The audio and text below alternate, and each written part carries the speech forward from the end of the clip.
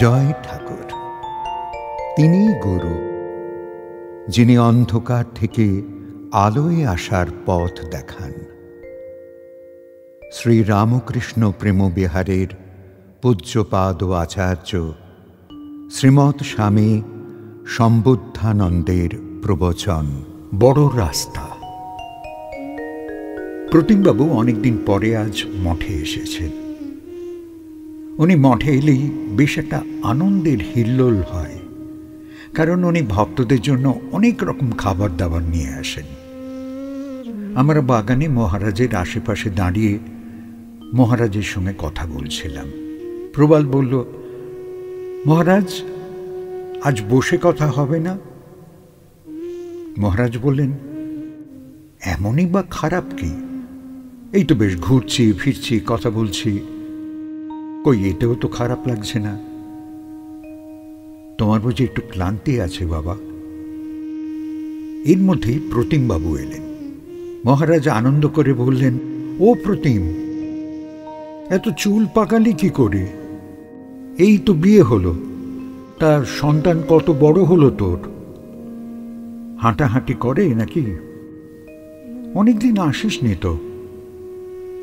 বাবা তো নেই, তাই বকাবকিরও লোক নেই। যাচ্ছি যাব করেই এদিকে আসাটা আর হচ্ছে না বুঝি? প্রতিমবাবু বললেন, না মহারাজ, আসলে আমি তো এখন অনেক দূরে চলে গেছি, সেই দক্ষিণ ভারতে। মহারাজে বলেন, ও ইডলি দোসা সাম্বার খাচ্ছ খুব।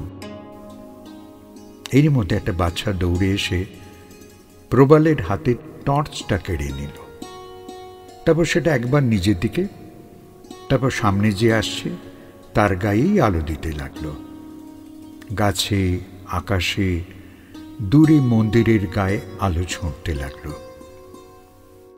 হেসে লুটিয়ে পড়তে লাগলো। প্রতিমবাবু অপ্রতিভ হয়ে বলতে লাগলেন, বড্ড অশুভ, অবাধ্য হয়েছে মহারাজ, একদম কথা শোনে না। এবার ভাঙে না রাখে কে জানে। বাচ্চাটা টর্চ নিয়ে সামনে বাগানের দিকে দৌড় দিল। প্রতিমবাবু অনুমতি নিয়ে বাচ্চার পিছনে পিছনে ছুটল। মহারাজ বললেন, চলো এবার ঘরে গিয়ে বসে বেশ একটা আলোচনা করে ফেলি। প্রবাল টর্চের জন্য একটু বিমর্ষ ছিল। মহারাজ বললেন, প্রবাল, একদম চিন্তা করো না, একটা টর্চ গেলে 5টা টর্চ পাবে। তোমার টর্চের যা দাম, তার চেয়ে অনেক বেশি দামের টর্চ প্রতিম তোমায় কিনে দেবে। ওর নাম প্রতিম, যেমন ধনী তেমন মন, বুঝলে? চলো, কথা শুনবে চলো। আমরা সবাই মহারাজের পিছন পিছন তার ঘরে এসে বসলাম। কর্মচারী সেজবাতি জেলে দিয়ে গেছে, ঘরে ধুনো দেওয়া হয়ে গেছে। ঘরে যে যার আসন গ্রহণ করে উৎসুক হয়ে কথা শোনার আশায়। মহারাজ বললেন, ওই দেখো, টর্চের আলোটা এখনো সার্চ আলোর মতো আকাশের এই প্রান্ত ও প্রান্ত দৌড়চ্ছে। তার মানে প্রতিম এখনো বাচ্চাটাকে ধরতে পারেনি। আহা, যেন একদম তোমাদের মতো। বাবা, বাচ্চারা টর্চের আলো দিয়ে নিজের গা, নিজের মুখ এমন খেলতে গিয়ে চোখ ধাঁধিয়ে ফেলছে, তাই মাঝে মাঝে দূরে মন্দিরের বিল্ডিংয়ে ফেলছে। কখনো কখনো উত্তেজনায় আকাশে শূন্যে আলো ছুঁড়ছে। ওতে বৃথাই আলোর ব্যবহার হচ্ছে, টর্চের শক্তিও কমে আসছে। আলো কি ও কাজে, বলো? ও প্রথম হয়তো টর্চটা হাতে পেয়েছে। প্রথম হয়তো বাচ্চার দুরন্ত ভাবের কারণে ওকে ওসব যন্ত্র হাতে দেয় না। আজ আকস্মিক হাতে পেয়ে ও এখন আনন্দে দিশেহারা। খুব সাহসী, অবাধ্যও বটে, তাই বাবাকে ধরা না দিয়ে যেমন তেমন খেলে বেড়াচ্ছে। প্রতিম চেঁচিয়ে চেঁচিয়ে ঘুরে বেড়াচ্ছে। তবু ওর অবস্থা দেখেছ? নতুনের স্বাদে আত্মহারা, যা খুশি তাই করে বেড়াচ্ছে। আলোর কাজ প্রতিম জানে, সাবধানতা প্রতিমের আছে, কিন্তু বাচ্চার তো এসব নেই।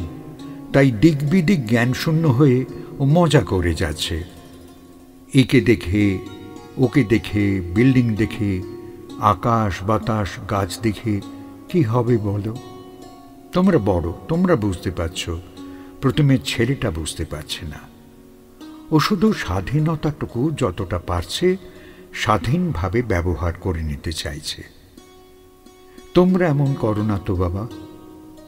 কি হবে অপরের গায়ে আলো দিয়ে?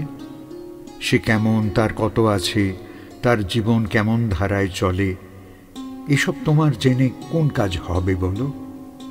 সে ভালো হোক মন্দ হোক, উন্নত হোক দিন হোক, হীনতা ওর থাকুক আর না থাকুক, ওই দিয়ে তোমার কাজ কি? নিজের দেহের বাইরের রূপ দেখা যায় টর্চ দিয়ে, ওটাই বা কি হয়? যে রূপ প্রতিদিন একটু একটু করে পরিবর্তন হয়ে যায়, ক্ষয় হয়ে যায়, হারিয়ে যায়, ওই রূপ নিয়ে চর্চা, আনন্দ, বিষাদ কোনোটাই মানায় না। তোমরা নিজেকে দেখে মত্ত হয়েও না বাছা। বাইরের দেহপট ক্ষয়িষ্ণু, ওর কোনো দাম নেই। অন্তরের দাম অনেক। সেটা এই বাইরের দেহের ভেতরই লুকিয়ে রাখা আছে। জ্ঞানের যে আলো তোমাদের ভগবান দিয়েছেন, তা তোমাদের পথ চলার জন্য বাবা, বিস্তর পথ। কার পথ কতদিনের কে জানে? কেউ বেশি কেউ কম, এক একজন এক এক রকম। পথ কারো এক নয়, কারো সাথে কারো মিল নেই। কিছু দেখে, কিছু ভেবে, ধারণা করে সিদ্ধান্ত নিলেই ভুল হয়ে যাবে। প্রতিমের বাচ্চাটার মতো যদি কেউ আকাশে বাতাসে বিল্ডিংয়ে আলো ছড়িয়ে আলো নষ্ট করে, তাহলে নিজের আসল কাজে আর আলো পাবে না। তোমাদের মনে আছে, যে জন দিবসে মনের হরষে জ্বালায় মোমের বাতি, আশু গৃহে তার মিলিবে না আর নিশীথে প্রদীপ ভাতি। কি অপূর্ব নির্দেশ, কি অপূর্ব সাবধান বাণী। তোমরা শিশুর মতো অযথা আলো জেলে খেলো না যেন বাবা। দেখো, ভগবান সবাইকে জ্ঞানের আলো দিয়েছেন। ভোগের আঁধারে থাকা জগতের পথ চলার সুবিধার জন্য। তার মধ্যে মায়ার দুর্বলতা, ওতে আরো অস্পষ্ট হয়ে যায় পথ। তুমি যদি নিজের জ্ঞান দ্বারা নিজের রূপে মত্ত হয়ে তাই অনুভব করো, দেখতে থাকো, তাহলে মৃগনাভির অবস্থা হবে। আপন কস্তুরী আপনার নাভিতে হয়, তার গন্ধে মত্ত হয়ে হরিণ পাগল হয়। আর যদি তোমার জ্ঞান দিয়ে অপরের রূপ গুণ বিচার করতে যাও, তাও বড় বুদ্ধির কাজ হয় না। কার কি হলো, হতে তোমার কি হবে? যার যার মতো আসা, যার যার মতো যাওয়া, যার যার মতো থাকা, রক্ষা করা, লাভ লোকসান বিচার করা। অন্যের সাথে তো এর বিচার করে লাভ নেই।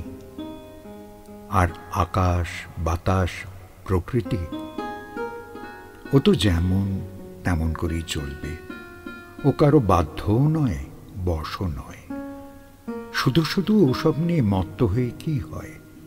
বরং নিজের প্রতি সজাগ হয়ে প্রকৃতিকে মান্যতা দিয়ে চললেই তো হলো। ওসবে মনের অযথা ব্যস্ততা বাড়ে, জ্ঞানের অবান্তর ব্যবহার হতে থাকে।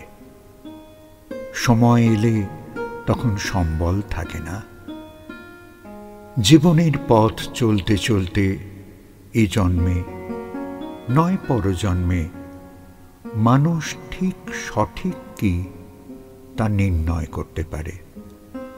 তখন সংস্কার আর জ্ঞান আলোকে কাজ করতে পারে না। জানো তো, সংস্কার হল জন্ম জন্মান্তরের কর্মফল। ওইটি সাধারণ ভোগমুখী মানুষ ধারণা করতে পারে না। জ্ঞানের আলোকে সংস্কার আচ্ছাদিত করে, তাই কোনোভাবেই সংস্কার আর বাড়তে দেওয়া যাবে না। এবার তোমরা কত পুণ্য সংস্কার অর্জন করে এসেছ যে বিদ্বান, বিশ্বাসী, সরল, ধর্মময়, ধনী জীবন যাপন করছ। কোনো দৈন্য নেই, শুধু আলো জেলে জেলে পথ দেখতে দেখতে ঘরে চলে যাও। শুধু শুধু আলো খরচা করো না। মৃত্যুঞ্জয় বাবু বললেন, মহারাজ, অনেক আলো তো ব্যয় করেই ফেলেছি, এখন কি আর যতটুকু অবশিষ্ট তাতে পথ দেখে নির্বিঘ্নে ঘরে ফিরতে পারব? মহারাজ বললেন, না না, অমন তো নয়। এই তো এলে, কতটুকু সময় কেটেছে তোমাদের? শাস্ত্রের আলো রাস্তার বাতিস্তম্ভের মতো। নির্ভয়ে ওই পথ দিয়ে ঘরে চলে যাও। অন্ধকার দিয়ে যাবে কেন? ওই যে বললাম, বিশ্বাস, শাস্ত্রে, গুরুবাক্যে, আপ্তবাক্যে বিশ্বাস করে ওই পথ ধরে এগিয়ে পড়ো। নিজের জ্ঞানের বাতির তখন প্রয়োজনই হবে না। বড় রাস্তা, বাতিস্তম্ভের আলো এসব থাকতে টর্চের আলোর ভরসায় পথ ধরবে কেন? টর্চ হাতে থাক, প্রয়োজন হলে জ্বালবে, নয়তো বাতিস্তম্ভেই কাজ হয়ে যাবে। জানো মৃত্যুঞ্জয়, যে চালাক সে একটু ঘোরা পথ হলেও আলোর পথেই যায়। শর্টকাট করতে গিয়ে আঁধারের রাস্তা ধরে না। সাপ, বিছে, শৃগাল, কুকুর, কোথাও বাবার খানাখন্দ, এসবের পথ ধরে না। তাই তোমরা বড় রাস্তা দিয়ে যাও। এর মধ্যে প্রতিমবাবু ছেলের হাত ধরে ঘরে এসে ঢুকলেন। বিস্তর ঘেমে গেছেন, হাতে ভাঙা টর্চ। প্রতিমবাবু বললেন, গুরুদেব, কি বলবো, এত অবাধ্য, এত স্বাধীন চেতা যে ওকে সামলাতে গিয়ে আমার কালঘাম ছুটে যাচ্ছে। দেখুন না, টর্চটা ভেঙে ফেলেছে। ওই ভয়টাই পাচ্ছিলাম। তা কি করি? আমি মোড়ের মাথায় বাজার থেকে আরেকটা টর্চ নিয়ে এলাম। এটা যেন কার? তাকে অসন্তুষ্ট হতে বারণ করবেন, আমায় যেন ক্ষমা করেন উনি। গুরুদেব বললেন, ভালোই তো হলো। পুরাতন টর্চ গেল, নতুন হলো। এবার আর আঁধারে হাঁটার দরকার নেই। উজ্জ্বল বড় রাস্তা দিয়েই ফেরো না কেন? বড় রাস্তার আলোর কত রোশনাই, কত স্পষ্ট। শুধু শুধু আঁধারের পথ আর নয়। যে চালাক, সে নিজের জ্ঞানকে ভরসা না করে শাস্ত্র ভরসা করে, ওই বুদ্ধিমান। বড় রাস্তা দিয়ে টর্চ না জ্বেলে সটসট করে চলে যায়। শর্টকাট কি দরকার?